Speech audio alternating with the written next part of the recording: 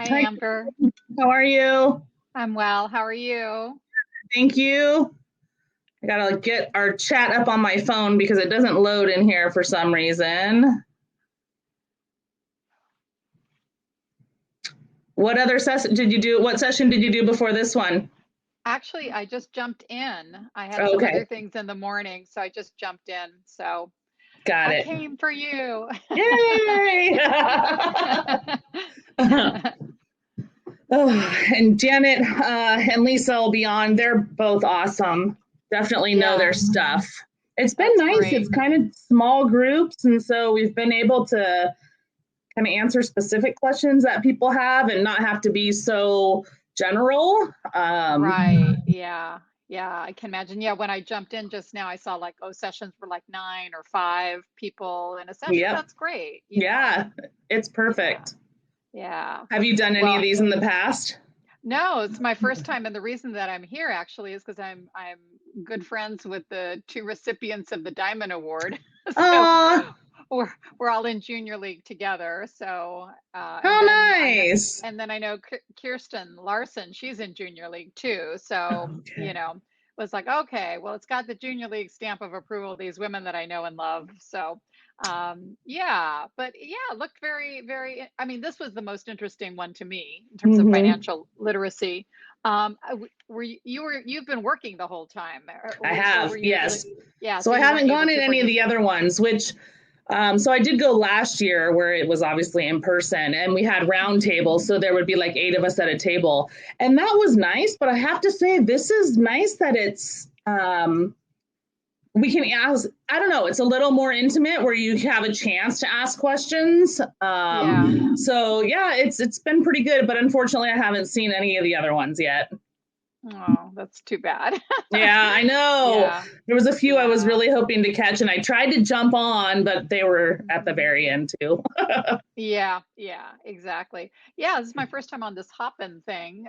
Very intuitive. I mean, just have you used it before? I haven't, and I was actually kind of nervous. I'm not Miss Technology, Uh-huh. but it's been pretty smooth.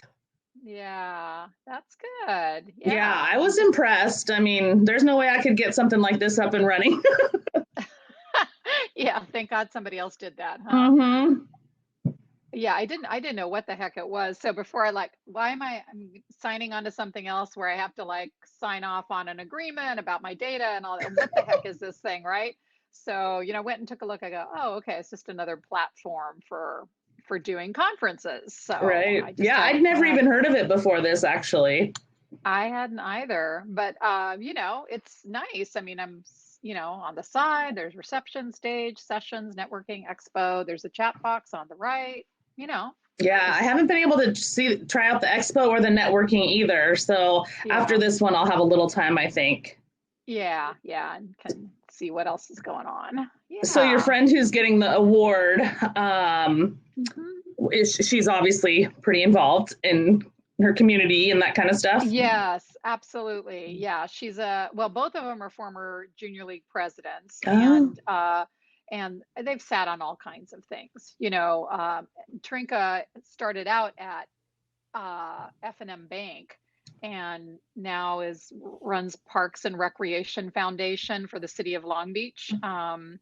And I don't know, she's been involved in all kinds of things, the State Public Affairs Commission and, all kinds of things. And wow. Shelley's equally involved too. So I thought, look, especially I know Kirsten is like, okay, if Kirsten's involved, let's check this thing out. So Right. yeah, Hi, yeah. Melvin.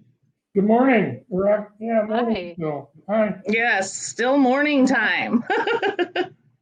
I'm looking at Yeah. my Raiders gear that I just got in the mail. Oh, nice. Yeah, Mm. I'm in Las Vegas. Oh, you are. Yeah. Lisa is Las Vegas too. Yep. You are. Oh, nice. Hi. Hi, where do you live? Hi. Lisa? Hi. I'm out in Henderson. Oh, you're out in Henderson. I'm in Sutherland. Awesome. Different worlds. Yeah, Yeah. it's all the same. I grew up in Vegas. We used to call it Hendertucky because it was very small. Not anymore. No. Moved to Henderson. Actually, it's between the two, Green Valley or here. Mm-hmm. And Yeah. Green Valley only had one way in and out. Yeah. I think there's two ways in and out now, but Yeah. Yep. Henderson's the fastest growing city in, I want to say in America right now. It's one of the fastest growing cities in America. Wow. yeah, I used to golf at I really like the Revere golf courses there. Yeah, it's nice up there. But I don't golf anymore. I can't golf anymore. Wow. But I can look at breakout sessions. Well, here we are. Yes, you You can. made it. Yeah. And we're excited that you chose this one. Well, I Yeah. used to be in the financial world. So my name's Amber. I'm technically moderator today, but these ladies can run this show perfectly fine without me. So we have Lisa Chastain and Janet Larsen, both entrepreneurs, both have awesome experience in the financial world. Lisa kind of even focuses on motivation and getting some of the younger generation to get their financial stuff in order. And Janet has her own financial service firm and has been helping people plan for retirement and any financial goals they have. So ladies, I'll let you take the stage and kind of give us a brief what financial literacy means to you. And we can see if Christine and Melvin, it's nice that it's a small group because we can take any questions that you guys might have specifically. So Lisa, I'll let you start. Yeah, and pick on you. Well, I True. think that we might have a couple flies on the wall too. It looks like there's 7 people. So we've got a couple of others that we can't see or hear, which is awesome. Let us know in the chat where you're from. We'd love to connect with you, even if you're just a fly on the wall, chat with us. But for me, my journey started with financial literacy. So I tell this story in my book, but I was great at making money, and I grew up with a blue-collared family on a dirt road in Las Vegas, which doesn't look anything like it did when I was a kid.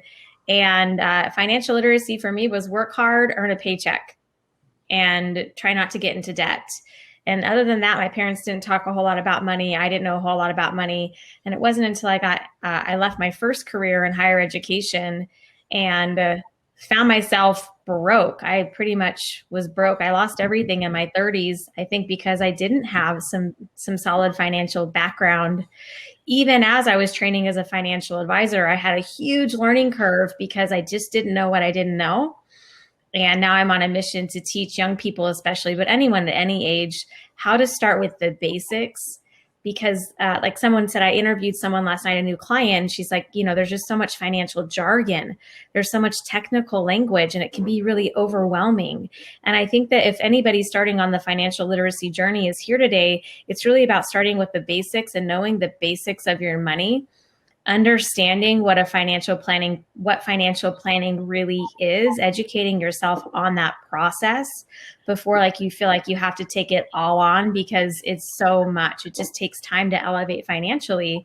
And financial literate people get that because they started with the basics, and I think just over time have learned to accumulate this knowledge.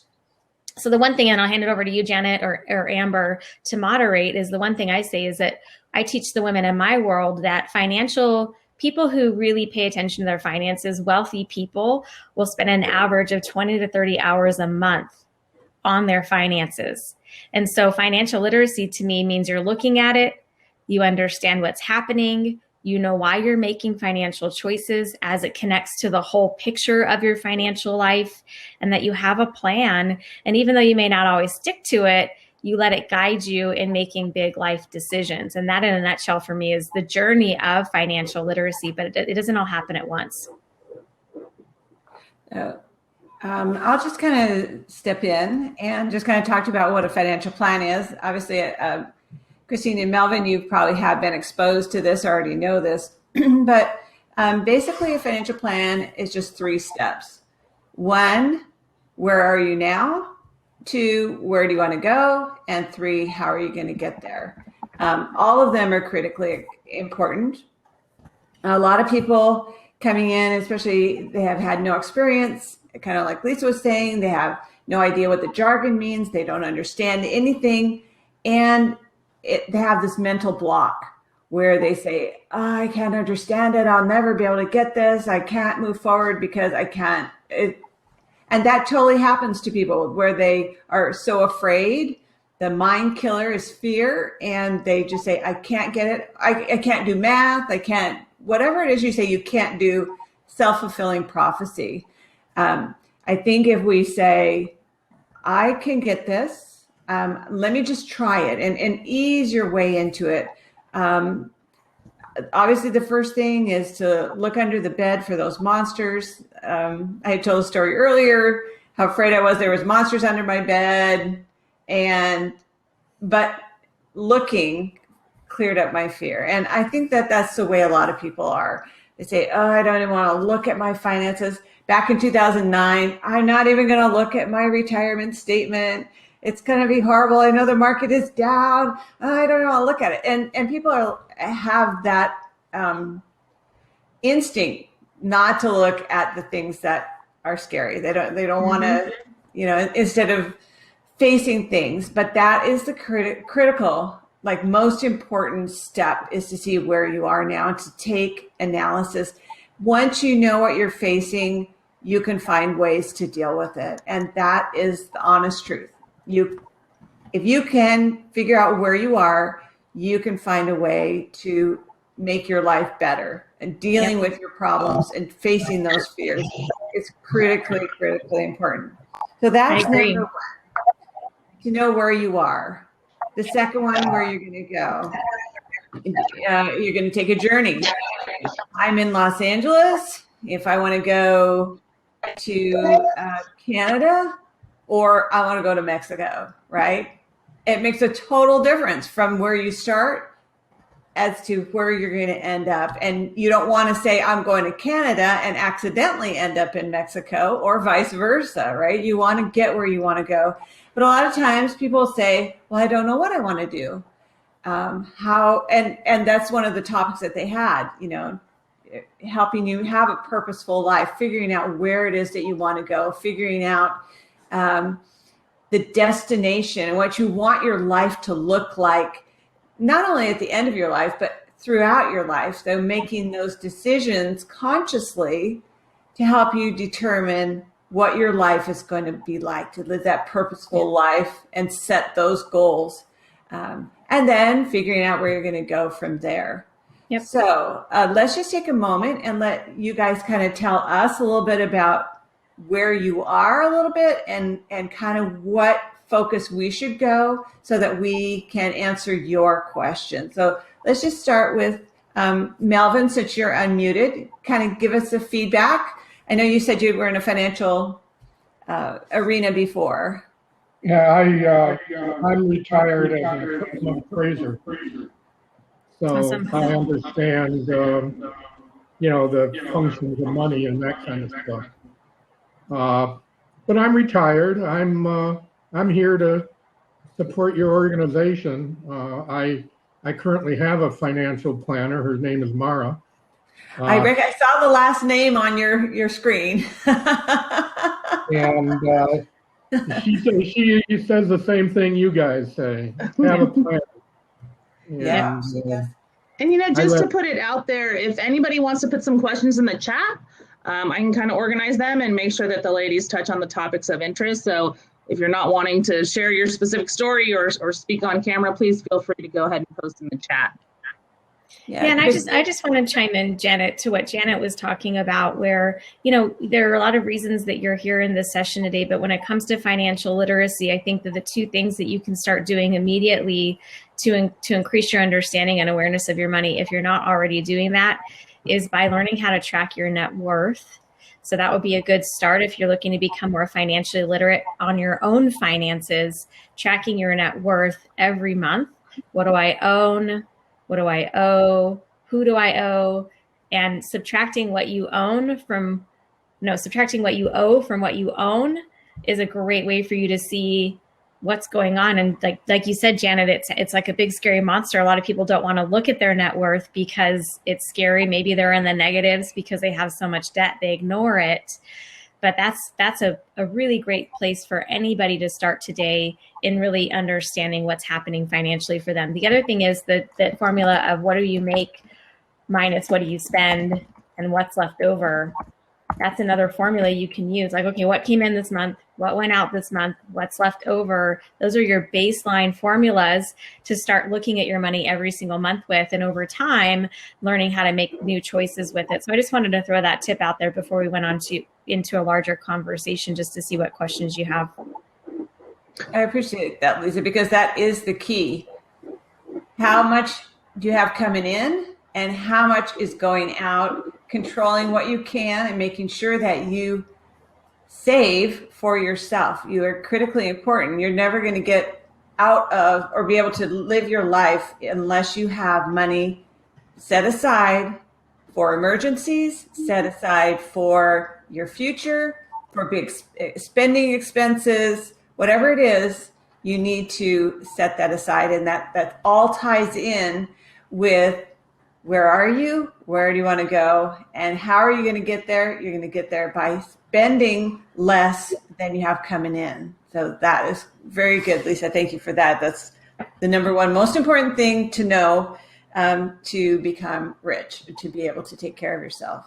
So ladies, I'm going to circle back to the tracking and figuring out our net worth. So really something as simple as having a journal that we're just kind of monthly keeping track of, and being able to see where our spending is, obviously. And then what?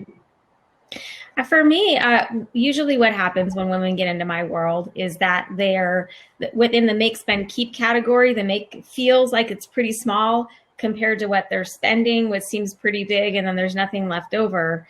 And I think that by monitoring it for a few months in a row, you'll start to get a handle on where your money really is going, what your bills really are a month. And ultimately, the goal is to make the keep bigger, so then you can work with a financial advisor, so that you can invest, so that you can increase savings. But it's not until you figure out through that tracking that you can keep more, or where that money is going in the spend category. A lot of my clients are also motivated to go make more so that they can have more at the end of every single month. A good example of this is with my clients is they'll see that when they run that formula, either on a spreadsheet, I've got spreadsheets for that, or a notebook, is that they're negative $3,000, $2,000 a month. And so we have to work on making that zero. You're breaking even, and then over time you're making the keep bigger so that you can actually put it to work for yourself. Christine, you have a question? Yeah, I do. Thank you. Yeah, that was one of my issues is like, what tools are out there for that basic tracking? You know, like, yeah, I'm now retired. My husband's semi-retired, and we're pretty well set.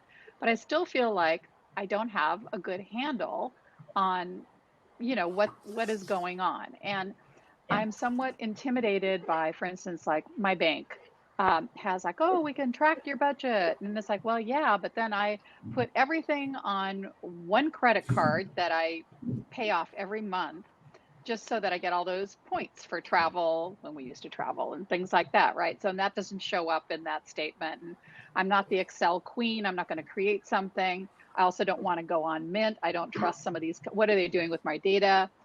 You know, so I'd rather have something that I can manage. So where do I get something like that? You know, that was the problem for me, Christine, because I'm a full-time money coach now, and I teach financial competency and literacy. And for me, I couldn't find anything that was simple enough. Mm-hmm. And so I ended up creating something that that is a simple way to track. And Dave Ramsey does an okay job, in my opinion, of having some simple. He's got an online program that you can use to track your money. There is one app that I'll think of it. It'll come to me. There is an app that is decent, but if you're not electronically inclined, then that's going to be confusing too. So if you're interested, it's through my online course that I can offer those tools. And I'd be happy to. I have an online course that walks you through those tools and how to use them in a very simple way for that reason. Just tracking monthly what you're making, what you're spending, what you're keeping. Yeah, I just don't want it living, you know, in Quicken, not Quicken, but I mean whoever does Mint, I don't know what they're doing with that data. I'm technically very comfortable and I use a lot of apps for lots of things, but when it comes to financial things, I'm not that comfortable. So, well, in the chat, I just put my website and there's a code there that you can get the online course for free for being a part of the symposium. I'd be happy to share those tools with you and stay in touch. Okay. Thank you. Of course. Also, just another thought is how do you do your taxes, Christine? Because if you do some of those, they offer a budgeting module sometimes in some of those. Yeah. Well, we have an accountant, who does our taxes. I work with her. Right. So, I mean, it's like I have an idea, you know what I mean, but it's not. Yeah. I'm not. I'm not spending 20 hours a month.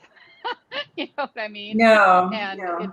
But just take a spreadsheet. Just write down what your expenses are the same every month. Basically, your basic expenses, right? Yeah. And then just list them yourself. It'll take you.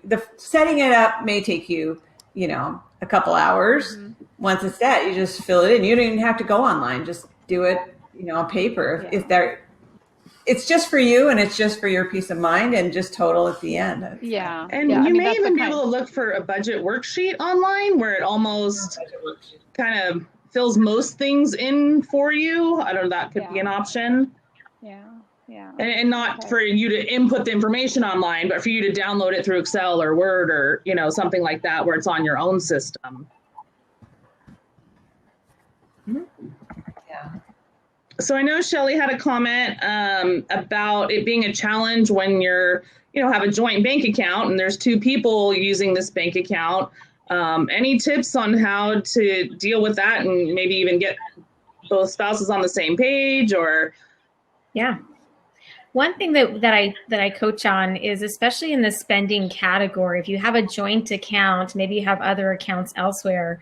One thing that I recommend that you do is separate out your spending money from that account so that your joint account is really just paying your bills.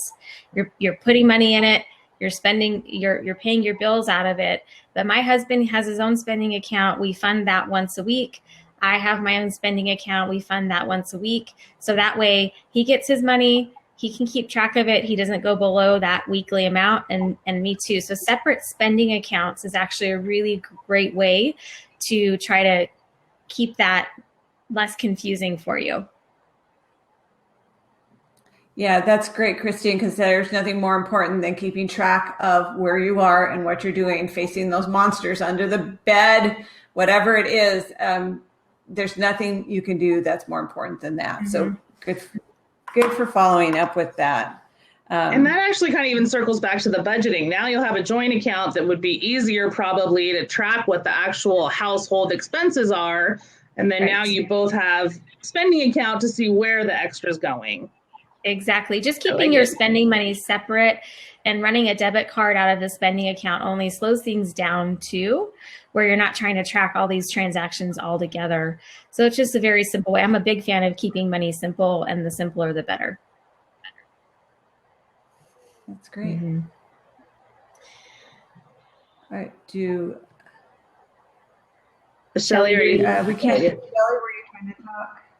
You have to unmute. And it's not me muting her. Shelley, you're on mute. You're middle. There should be a microphone. Okay. She'll work on it.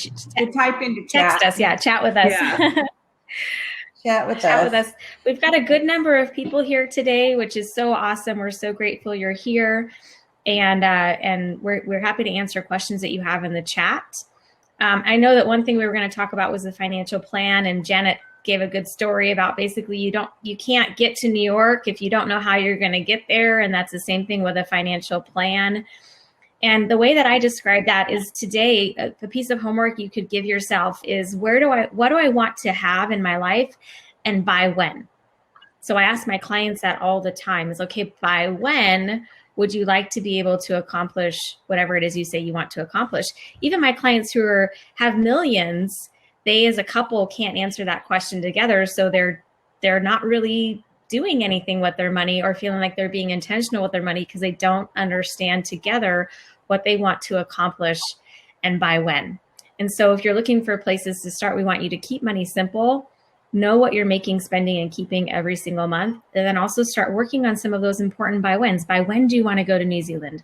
By when do you want to buy your house? And then our financial goals will align to those by whens that you give yourself. That's another way to get started as well. And I do think one of the words that they use in our theme for this year, flexible, yes. Right? We have to be able to pivot. How many people started out 2020 with these intentions, with these goals, with these plans that had to be completely pivoted, right, or flipped or changed.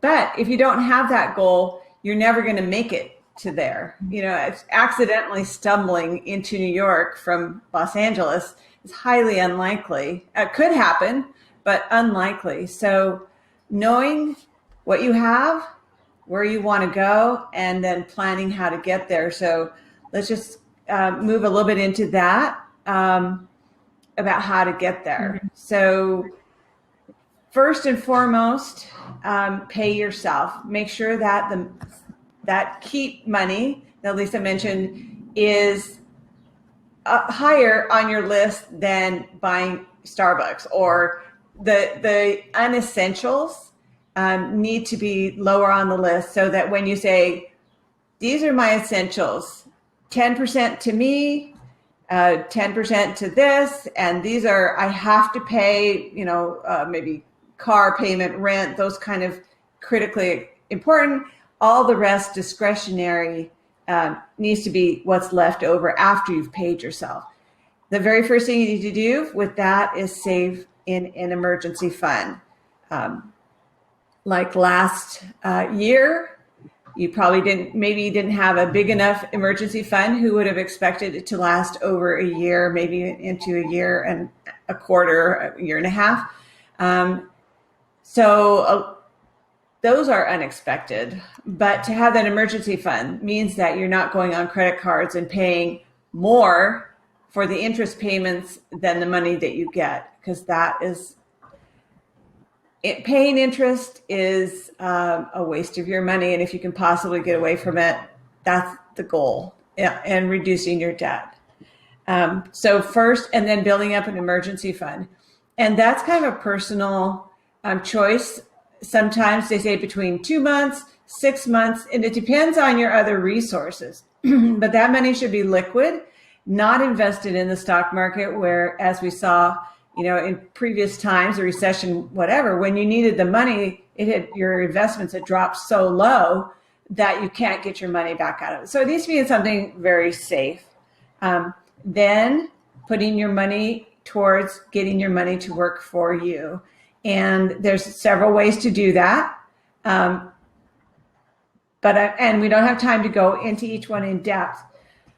But knowing your situation, so has an impact on what you're going to put your money into. So say you own your home, then maybe you don't want to invest in something that would be a housing market.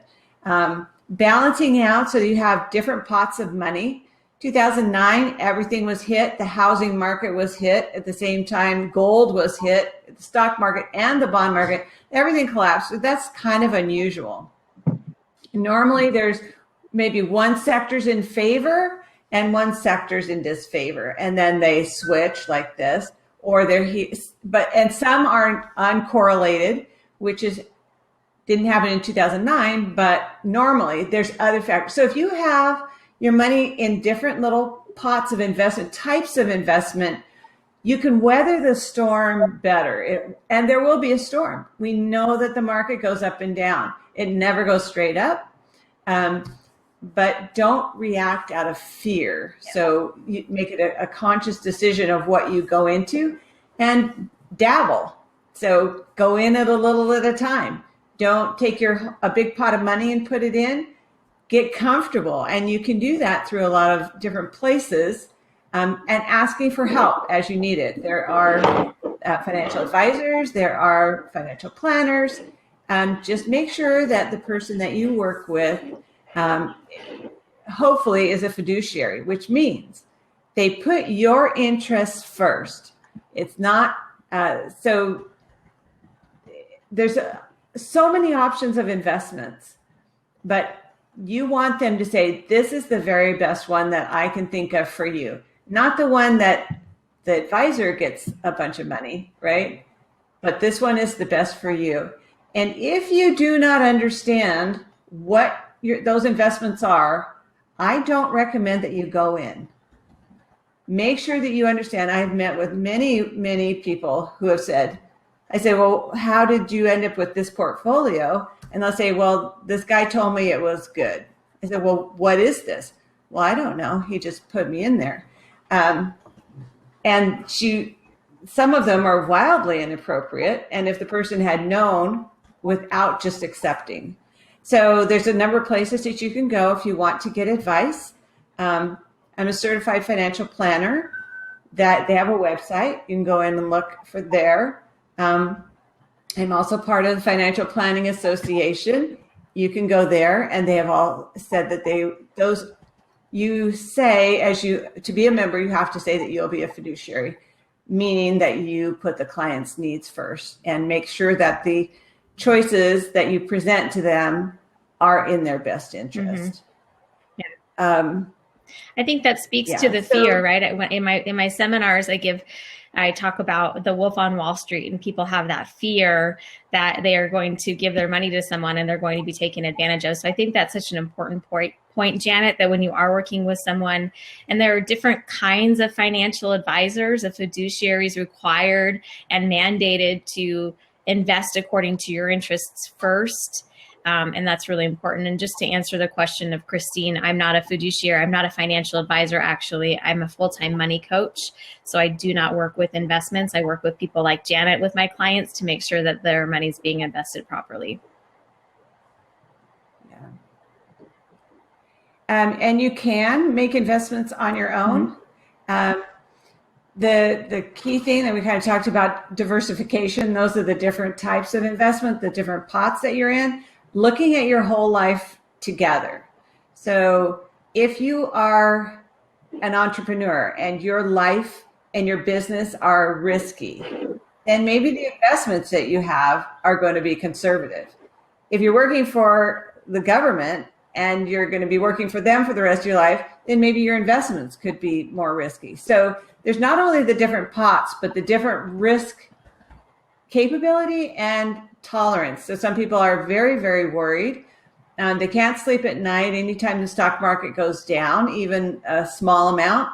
Then avoid those kind of, investments. If you don't feel comfortable, if you can't sleep at night, there are investments that are more conservative and less risk. They sometimes cost a little bit more, but if that helps you sleep at night, then those would be what would be recommended for you. So there's so many facets to it.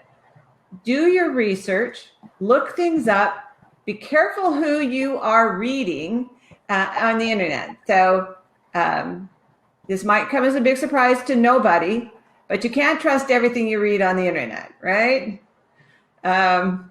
So be careful what sources you're taking. Be careful of who you're looking at. Double check. Go back and ask all the questions that you want until you feel comfortable. I think that's a great point, Janet. One thing that a statistic I used in one of our other sessions is that 75% of Americans aren't working with a financial professional. How wonderful would that be if they did, right? We have more financial advisors thriving, I think.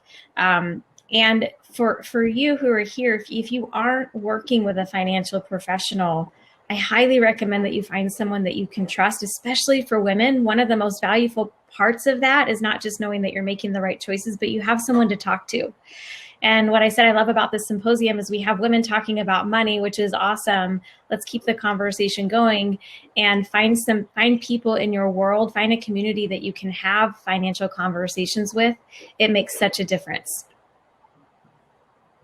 It's hard. I know when I was growing up, my mother would say, and I don't know, maybe you guys did too, that's private. We don't talk about money with other people. We don't share how much we have.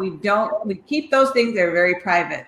So sometimes, so there's a little bit of taboo about talking about money and finding out, and especially women more than men. The men might, and I don't know if Melvin, if you can vouch for this, but it's true. You could say the men are like bragging. Okay, I made this much money, and like I went to Vegas and I made $10,000. I went there with 15,000, but we don't mention that, right? But for women, it's a lot. We are tiptoe around and always feeling, well, not always, but sometimes feeling like I don't know what I'm doing, not so confident. I don't want to speak up. Yeah. Mm-hmm. So starting those conversations, well, how did you learn about finance? What's your money background? And sharing those things can be very empowering and liberating for everyone. Absolutely.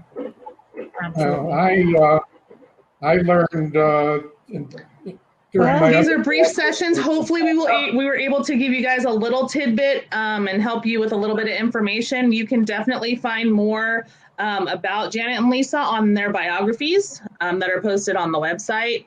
And I believe on one of the links here to the left. So thank you all for joining us. Hopefully the ladies were able to help you out, and we hope you have a great day. Thank you, Amber. Thank you. Thank you. Thank you. What a wonderful day. Bye. Happy International Women's Day. Yes. And what was it? Choose to challenge. I think that's our motto. Awesome. Right? Challenge the norm. Bye, everyone. Bye-bye. That's right. Challenge. Yeah. Bye. Thank you, Amber. Sure. Appreciate it. Sure. Keep things going. Okay. You're welcome. Oh, sorry, Christine, we couldn't hear you. It's so interesting that there's mutes, and then because I don't have her muted. It says it's muted on the screen. Right, but on her side, not like from our side. From our side. A little bit frozen.